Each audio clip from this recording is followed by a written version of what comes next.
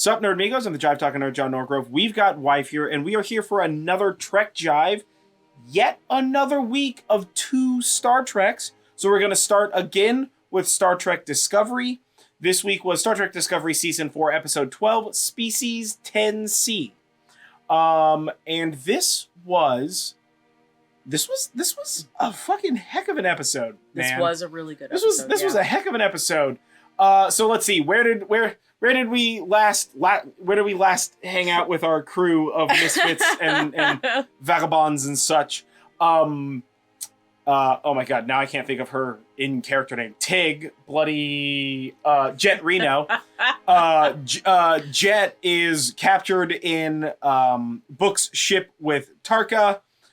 So let's just kind of go through that. She's captured in there. She orders some black licorice, and I was just like, oh, okay, so I'm no longer a fan of Jet Reno. Yeah. Because black licorice is gross. She wanted black licorice, and I was like, gross. Yeah, it's real gross. Like, I get it's the future, but there's no way they improved that stuff. But then come to find out, she didn't want it for food. She wanted it for electricity, for some sort of sneaky communicator. Science. It was, oh my god, it was so great. When she pulled that little thing out, I was just like, oh, what's this sci-fi thing? And then she started chewing on the licorice and put it in there, and I was just like, and then she's making a battery. The licorice in yeah, there. as soon as she pulled like, the licorice out of her mouth, I was like, oh, she's making one of them potato batteries, but out of licorice or whatever. Like, that's dumb, but respect, dude. It implies that they're like hologram emitters and subspace transmitters can run on like dumb low amounts of electricity. Yeah. Which is like, I'm just like, what? But still, it was awesome. She was able to kind of get under Book's skin to like explain to him and like make it obvious to him that Tarka is a piece of shit and is up to and then no good. Come to find out, nobody was surprised. Tarka was a piece of shit, right? Yeah. Like they were like this close to communicating, and then he's just like, boo. Also, of this particular band of people, first of all, like I understand that like Tarka's like only friend like either died or went to the other universe, so like he has to get to his friend or whatever. Like I get that's sad, whatever, we're supposed to feel feelings about him, but like this is like the 4th or 5th time he's burned Book. Yeah. Like how is Book not learning this lesson, right? Yeah. Like, and then he has the nerve to say that Book was one of his friends after Book tries to stop him from basically not only ruining the negotiations and peace like stuff with Species 10C, but then also creating like basically like a killer vapor wave that's gonna wipe out. Well, it's gonna collapse the DMA and like or whatever, and like. Not only is it going to murder all of the 10C and potentially Discovery. And them. Well, but not Tarka, because he would have transported away with his magic space transporter. Yeah. Which is a huge dick move. So on top of that, he it wouldn't have stopped the DMA that was heading towards Vulcan and Earth, and it would have just like burst forth a wavefront of like cosmic ray debris to like cook both planets. So like his solution was like, hey, instead of stopping the DMA and saving people, what if I made it a buttload worse and erased an entire species that was advanced from existence? You know, like whatever. Like it's so crazy. This whole episode, I'm just like, why? Why is Book falling for this? Why is Book like supporting this guy? And like understand that like I get that Book is hurt and that Tarka is hurt, and the way that they're dealing with that hurt is like by lashing out like irresponsible man-children, right? So I understand that, but Tarka, it's not like Book was hurt and then Tarka was hurt and lashed out at Book, and that was like a one-time thing, and so Book's like, I understand why he lashed out. I was also hurt. Like by our powers combined, we can solve the problem for everybody. It's like Book was hurt and Tarka clearly took advantage of it. Lied to him, cheated, hurt him time and time again, lied to him time and time again. And then when push came to shove, and I mean, like you saw in this episode, it literally ended with him like physically harming Book and then locking him in prison on his own ship. Mm-hmm. Like, what the actual fuck dude, it's ridiculous. Yeah. It's absolutely ridiculous that he put up with it. And it's really like, I feel like before this episode, like as of the last episode, as of episode 11, it was like maybe we get a redemption arc on Tarka. But at this point in time, think we're gonna get a redemption. I don't think that it's just that he's a dick. That his actions can be redeemed in this way. No, they totally can't. Right before this betrayal, it could have easily been that like he was hurt and he was driven and whatever. But like now, it's very like, what the fuck? Yeah, I think before this episode, he could have maybe seen like the error of his ways. When he was like, yeah, listen, we've got our backup plan, right? But like, if we wait and like negotiations work, whatever. Also, they had 12 hours to negotiate. All right, and Tarka and General Ndoye or whatever her name is. All right, the Earth General gal. They're both just like, why are we wasting so much time? We gotta hurry up. And it's like, yeah, I understand that you have 12 hours. And like, that's shitty. But also, they were making a bunch of progress real fast. Very quickly. So maybe chill the fuck out, right? Like I get that, like, they lied to the Earth General, and so that's why she's doing what she's doing or whatever. But like, she is legitimately a piece of shit person. Yeah. Like, the whole episode, I'm just like, oh my god. Like, it's one thing to, like, give them information because she thinks that it might help or whatever. But then, like, when she sees that they're trying to communicate, she's like, well, this isn't happening fast enough. And it's like, I'm sorry, bitch. But, like, we have to learn a whole ass new language. Also, it took them, like, 15 minutes to go from, hey, what's these smells and lights, to, like, what's up, they sent us math. You know what I'm saying? Like, it's like, it seemed like it went real fast. And even if we assume like Hollywood magic, it took some more time than that. Like, once you get started, it's sort of like a snowball, right? For every foot that it rolls, it grows proportionally larger relative to the diameter of the information that they have available, to make that analogy more confusing than it needs to be. But it's like, she was just irrational and unnecessary the whole time. She was just being like a real bitch. And frankly, when the Federation president was like, I would appreciate it if you guys win, and Vulcan president was like, I'll go, and then like Earth president was like, nah, I'm better here. I'm just like, that's hella sketch.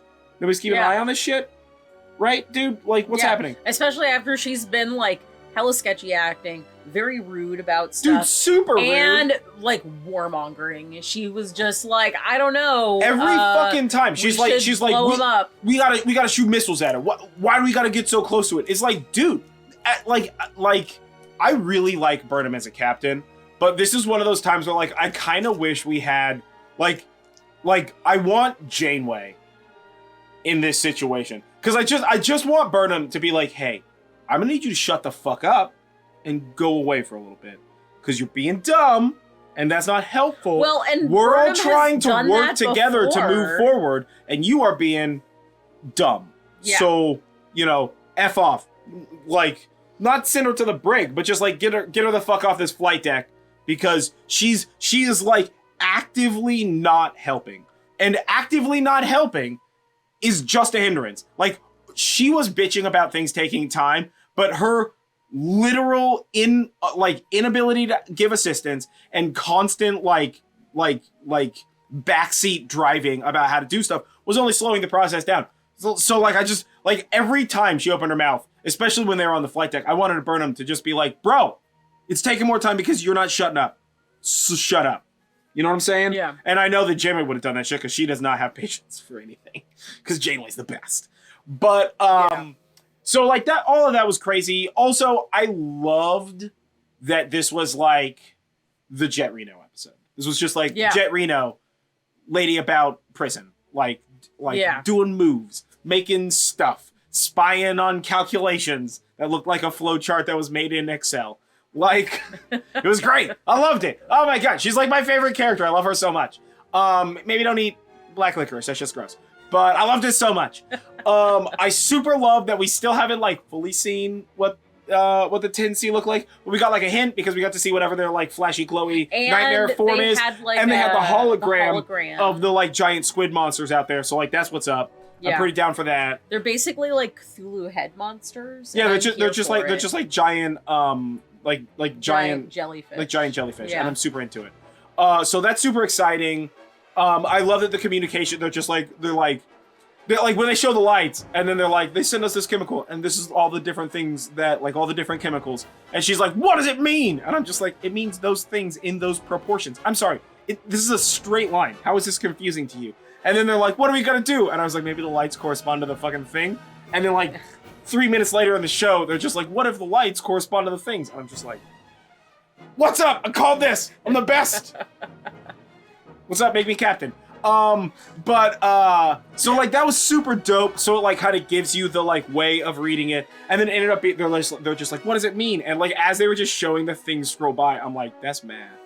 Yeah, I know that's math. And I was like, oh great, math. And then they're like, it's the guy's like, it's math, and like everybody else was like, so, and I'm like, so it's the root of all communication. 4 plus 4 has to equal 8, regardless of what base you're working in, regardless of what logic you're working in. It always has to be that way. Like, that's what makes math universal.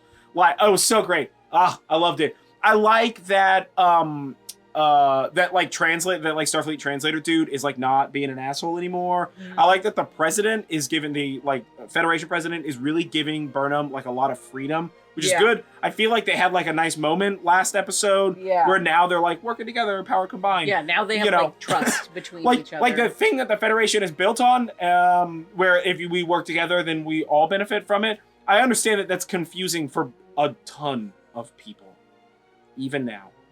But you were taught that shit in kindergarten. Keep the fuck up. I don't know. Damn, bro. But so like that was dope. I like that the bridge crew got to help out in some stuff. I'm excited to see what happens next. The whole like Tarka capturing them, trying to steal stuff. I mean, I get the strong feeling that like he's not going to succeed. Yeah. Right? Yeah. Because he was just like, we're gonna like the crazy part is he was just like, we're gonna blow it up and it's gonna save the day. And then like come to find out it didn't work. And he's still just like, I got it. And he's still like, I still have to blow it up. They're gonna figure it out. And it's like, no, that doesn't. He's so dumb. That doesn't fix the problem. God. He's so dumb. And that his actions are messing up what was going swimmingly. Oh my God, it was going so well. Yeah, it was going so well. And then Tinsy had to dump the crew back because fucking Tarka is being a piece of shit. So we'll see how they recover. I mean, really what I think is going to happen, because I believe that the next episode 13, is going to be the season finale. Yeah. I don't know that with any degree of certainty. I just believe that there's going to be 13 episodes in this one. So if that's the case, then I think what we're going to get is I think we're going to end with like Tarka and them getting getting to the thing and like the chain reaction starting and Tinsy just being like fear powder everywhere and Discovery trying to like communicate with Tinsy and also try to stop them. And I think like Tig and Book are going to somehow break free and like get hands on. But I think what's going to happen is I get the feeling that Tarka is gonna like cause the cascade and I think like it's gonna end with Tarka causes the cascade and transports away. And like the Discovery and everybody's like there and it's like, like it's doing its explodey thing and they're just gonna be like, nah. And it's like fixed, right? Because they're like super advanced or whatever. Yeah. And then they're gonna be like, what the fuck was that? In powders and colors, right? And I think that the Federation's gonna have to be like, we gotta find a way to communicate with these guys. You know, the DMA wasn't shut down. It's still an hour away from Earth or whatever. Yeah. You know, and then it's just gonna be like, boop. Yeah. End of the episode, next season, keep up for that stuff. Yeah. I think that we're gonna have a lot more of a cliffhangery last I think this is gonna be a super cliffhanger episode. Than we're previously used to. Which we're I'm used like to not the cool stories with. being like wrapped up. For the most part, yeah, for the most part. Yeah, I don't know, dude. Like, honestly, it would kind of make me happy if Tarka failed. Like, I would really love if, like, Tarka tries to do a thing and it just, like, 100% doesn't work and he just, like, dies. Yeah. Or it doesn't work, and Book and Reno are able to get free through some like engineering science. Yeah, some sort of shenanigans. And they basically are like, "You're under arrest," and he's like, "You got me." You know, that kind of. See, I don't think that that's good enough because he's caused so much damage. I'm not and saying the Federation it's good doesn't. enough. The Federation I'm just doesn't saying, like, space that is... people, and I'm just saying somebody needs to space this motherfucker. Yeah, well, right. But he might also do it to himself. He might be like, oh no, he's like a megalomaniac. He's not gonna kill himself. Yeah, no. Yeah. He's gonna be like locked in chains. He's gonna be like in irons. Send him to the brig. Maybe I don't know. Maybe they just feed him to the. They're just like, it's this guy. He's the one that's causing all the stuff. Please turn off the DMA, and the 10C are just like, okay.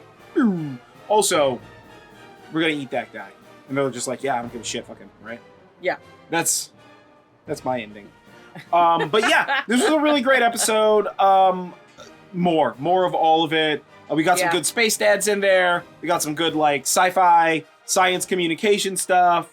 We got some like good detective work. We got like obviously a ton of Janet Reno, which was awesome. Overall, this was a great episode, and it's wrapping up to be, it's wrapping up to be a really good season of Discovery. And I'm looking forward already to what season 5 is going to bring of Discovery, which is super excited. Also crazy, season 5 already. Yeah.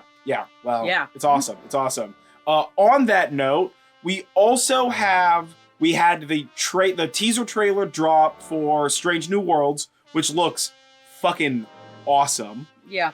Right? So if you haven't seen that, check that out. And I guess next up is Star Trek Picard. Yeah. So we will catch you in just a second with some Star Trek Picard.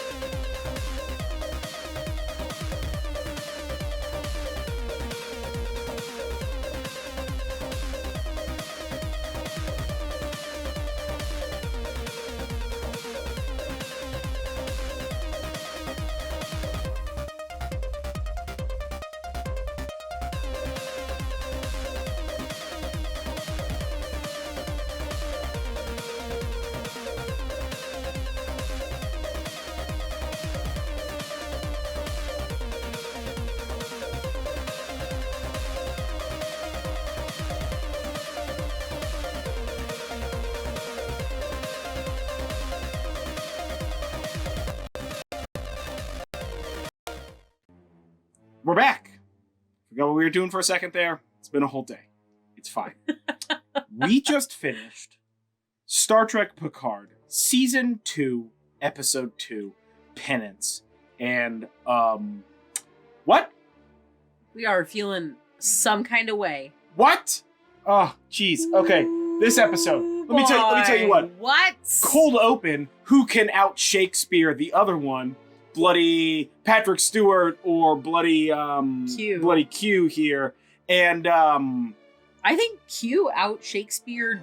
I think Delancey won. Yeah, I think Q out Shakespeare Picard. Also, Q went like a little crazy eye for a second there. Yeah. He was just like, "Bah!" And I was just like, psh. Even Picard, like in the show, was just like, you do like I don't know where I am.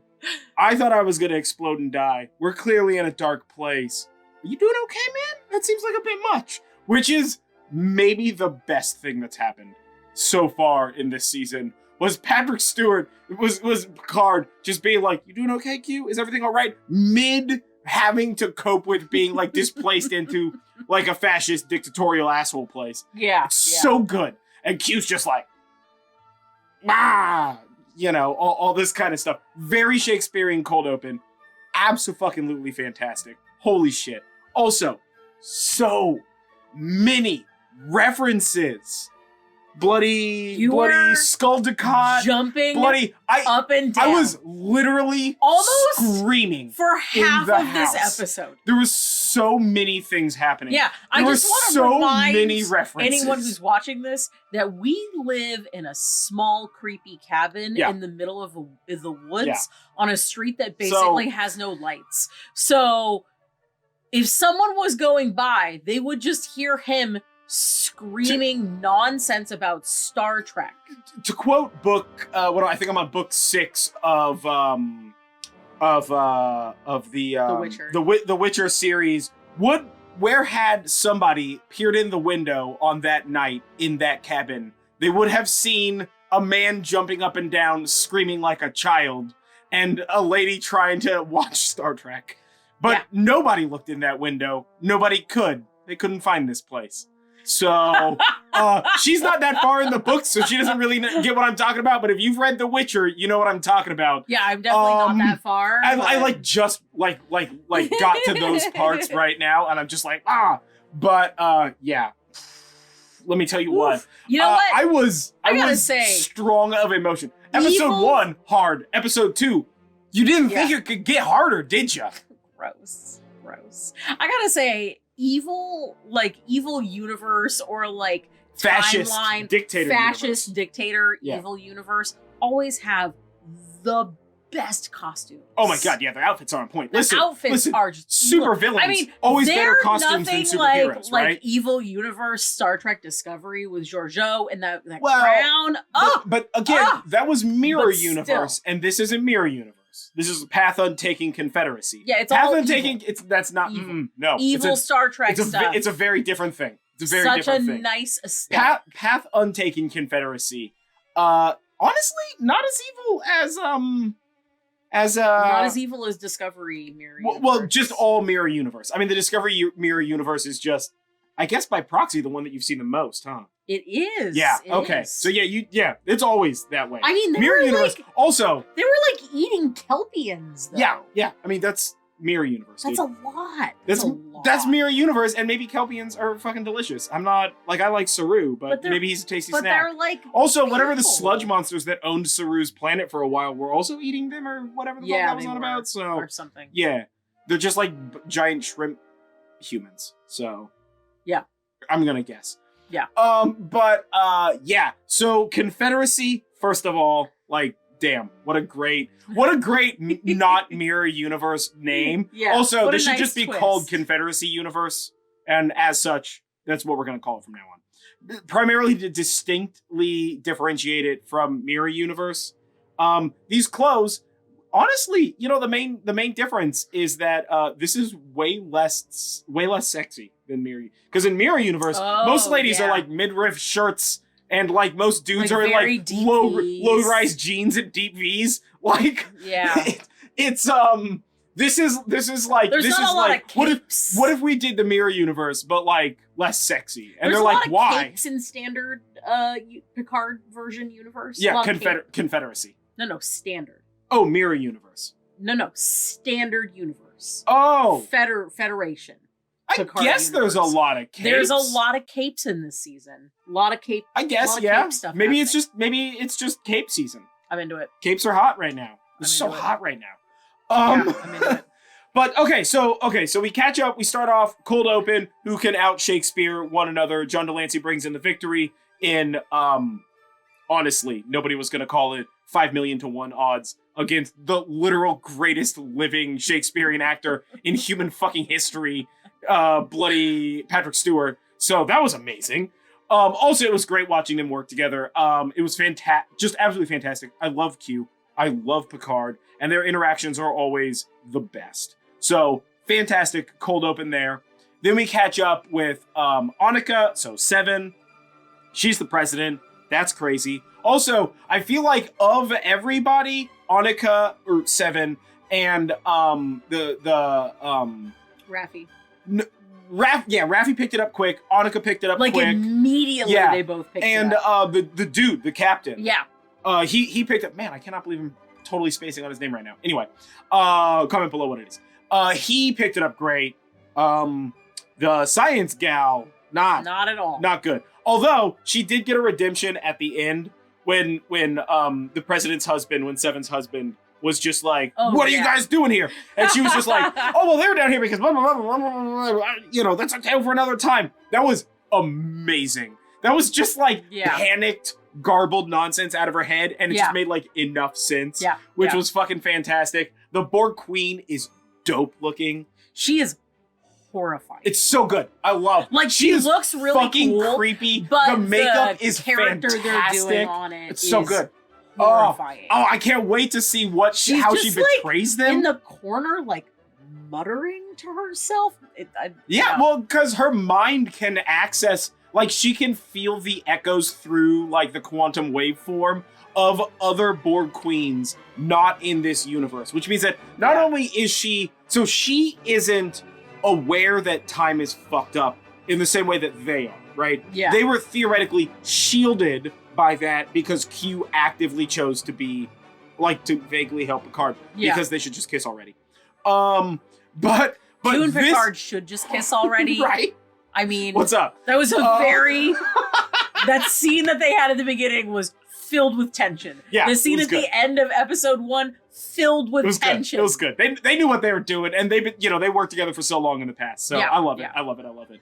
But I get the feeling that the way that it felt to me was that this Borg queen isn't the Borg queen with the dope face mask and the cape. Fair. The cape at the end of Ep1, but it was this universe's Borg queen who's aware of the temporal fracturing because Q is fucking with stuff. But also, Borg don't do good unattached from the collective mind. Seven knows that well. Yeah. In addition to the fact that because she can feel the out of phase echoes of other Borg queens, she would notice that her version of self is displaced from what her version of self should be. And especially since that other Borg queen in episode 1 didn't necessarily, we don't know for certain that Borg queen came from the Delta Quadrant via wormhole, right? Because if that Borg queen came from, let's say, another universe or this universe. Yeah. Right? This timeline, because this isn't a different universe. This is a different timeline. This is Confederacy timeline as opposed to mirror universe, right? So if that other Borg queen, let's say, came from a displaced timeline or another universe into the universe before Q made the changes, right? Then she would feel the the corruption of time, right? On top of the anxiety of not being collected to the hive mind. So she's basically losing her mind. Yeah. Both actually because of her no longer being part of the collective that she literally has to be a part of to exist, but also because she's now functionally aware of the fact that her existence shouldn't be. Yeah. Right? Because if she was our Borg queen, right, prime Borg queen, then, or even asked for help, tentacle Borg queen, then she would simply be aware that there was a change. But it seems like this queen is not as aware as Seven and Raffi and Elron or whatever. It's Space Legolas. Space Legolas. He did a great job. Let's talk about throwing star Delta Shield comm badges, because who out there can make me a bunch of those right now? How much money do you want? My God, that guy was just I saw the guy crank back, and I'm just oh, this dude's just packing throwing stars. Bold choice. Let's see how it pans out, Cotton. And then he's gah, and it's the fucking Delta Shield, and I was just this is the greatest moment in history. And then fucking Elron over here is just slitting throats and kicking asses. Yeah. Holy shit. It's not Elron, it's Space Legolas. I'm pretty certain his name is Elron or Aaron or Uron or some nonsense like that. Okay, I guess he can be Space Elron. I didn't say he's Space Elron. I'm just saying his actual name in the show is Elron or something similar to that. And he is Space Legolas. He is Space Legolas, yes. Yeah. Why not both? But, that was really dope. I loved all the little nods. I loved that the Confederacy was just hey, don't be dicks, humans. This was very oh, did you guys do mirror universe stuff? We can do it better. Oh, did Rick and Morty do fascist multiverse? We got this also, but better. Yeah. Right? Yeah. Do we have did evil? Did Star Wars do space totalitarian dictators? Yeah, space totalitarian dictators? We can do that too. Oh, were their colors also red and white and black? Yeah. We got that. Hold your butts. Yeah. You're not as threatening. Yeah, this was, let me tell you what, if this isn't peak Star Trek being hey, Guys, maybe. Just social commentary. I'm just putting this out there. Maybe. Don't be a fucking dick. Yeah. It's an option. It's the future. Why not? And then of course, the reveal in this is that they have to go back in time and the Borg Queen, whatever, calculates where the change happened. And the change happened in 2024. And I'm just like, all right, my dudes. Well played. Way to flex on right now times. Well played. Yeah. Well, and this was recorded, they would have shot this series, last year. Yeah. So, they knew what they were doing.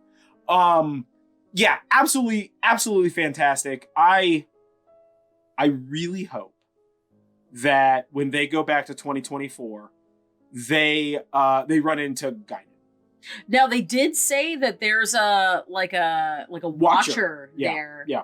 So I mean, we've already seen Guinan. She's already sort of the Chekhov's gun. Yeah. It might be Guinan is the watcher. I don't know, because then they would have to CGI Guinan, because theoretically this couldn't be old Guinan because they're going physically backwards in time. Yeah.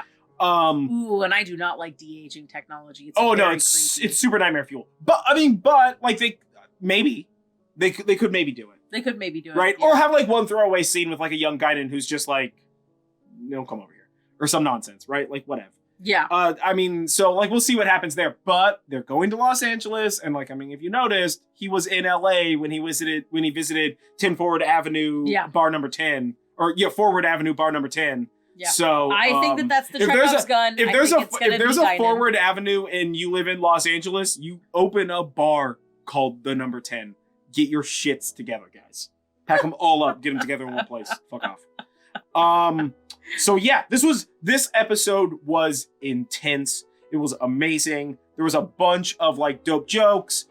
Seven without her Borg implants, having her weird little husband, and he was just immediately I was just this motherfucker's gonna be a piece of shit.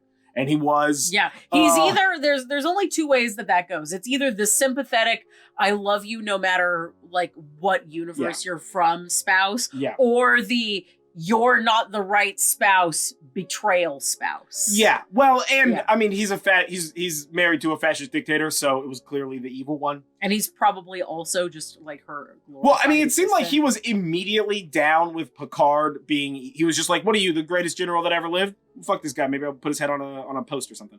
Yeah. So he seemed like he was a little conniving to begin with about that stuff. Yeah. It seemed to me that if in this universe that Seven would probably have married for a power or some sort of an arrangement rather than marrying for love. Because, she definitely married for political power. But let me tell you what, evil Seven, evil Picard, also Picard's outfit's fire, right? Honestly, everybody's outfit's fire, but Picard and Seven, most fire of all the outfits right now. It's all great. Also, can we talk about that cat? Oh my god, yeah. Okay, cat. Science Gal has a Patton Oswalt synthetic cat friend, which is the funniest and saddest shit imaginable, but it was so cute. It was so cute. Can we hire Patton Oswalt to record enough voice content to be a Tamagotchi style synthetic cat? Because I would pay $100 for that app on my phone, no questions asked. Paramount, get your shit together, get it done. Yeah. Because it was amazing and I loved it. Yeah. I love that cat. But I thought this was a great episode. I would say, what's your favorite part? That's where we're gonna end this. What's your favorite part of this episode? Boy, I feel like I've been called on and I was not ready. I think that my favorite part is when Seven is trying to let the science girl know that she's cool, and the science girl is just what? Yeah. Seven? Yeah. And the husband is who's Seven? And she's oh, we're college buddies. And he's what? Yeah. Yeah, that was pretty good. I think for me, the best part was,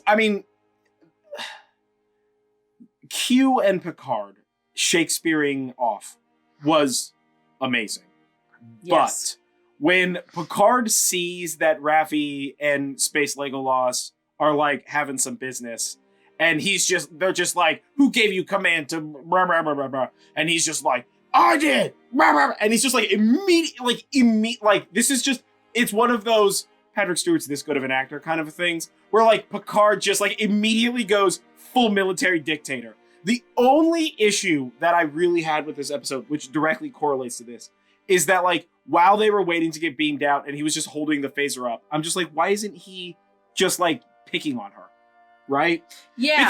Because if he was just holding the phaser there and was just like waiting, then they're gonna be like, why is this motherfucker waiting? Which is clearly what happened.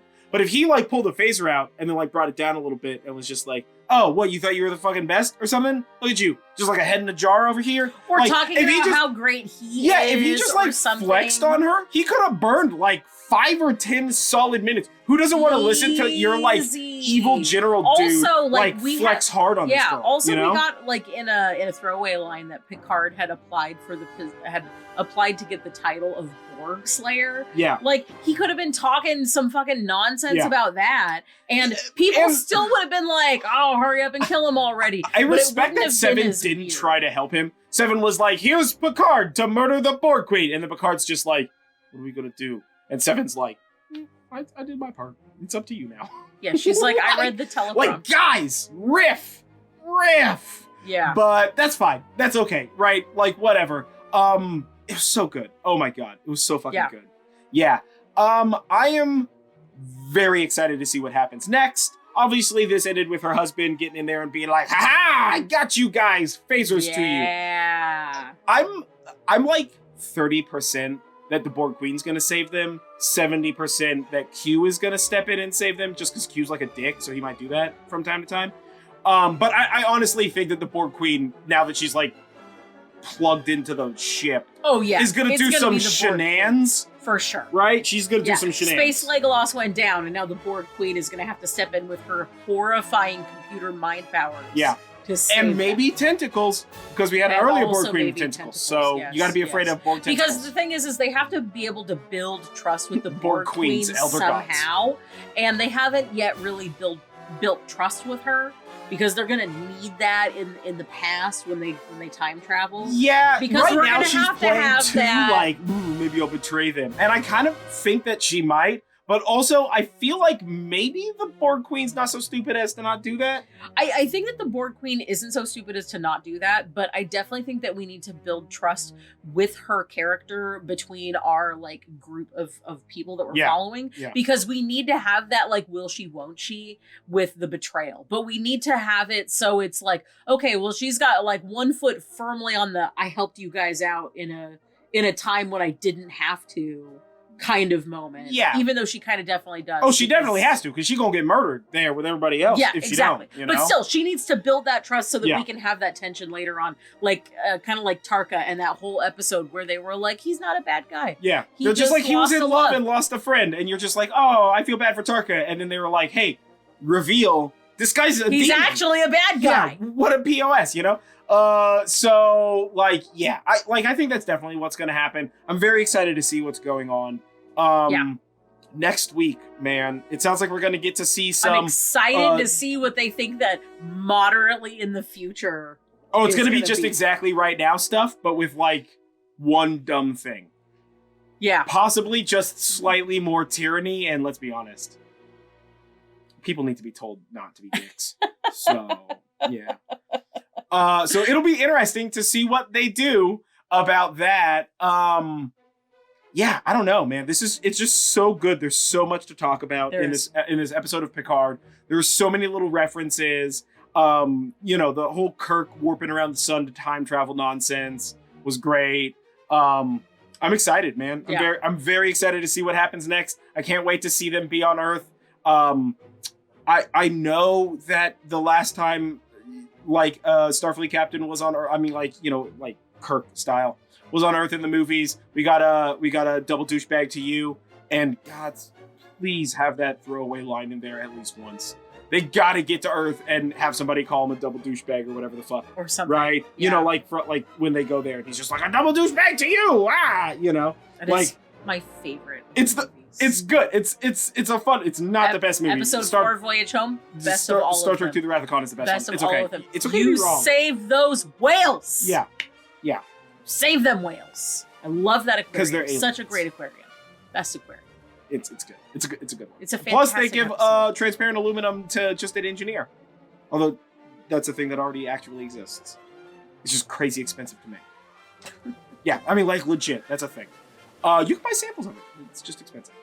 But, yeah. So what was your favorite part, you, the listener? What was your favorite part of Picard Season 2, Episode 2? What do you think's going to happen next? And, like, how jazzed are you for this season of Picard? Because, like, Season 1 was good, right? Like, I'm not hating on Season 1. But Season 2 was very hold my beer about everything so far. And, like, where is this coming from, guys?